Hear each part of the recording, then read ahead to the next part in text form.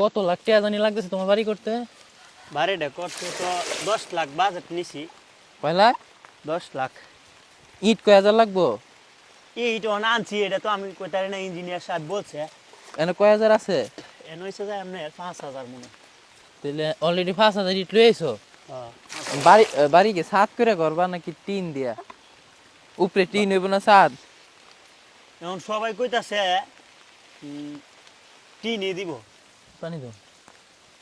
Tin দে উপরে, tin দে রঙিন লাল colour tin আছে না আমরা এই বাড়িটা, লাল কালার টিনটা লাল লাল টিন দিয়ে দিবা।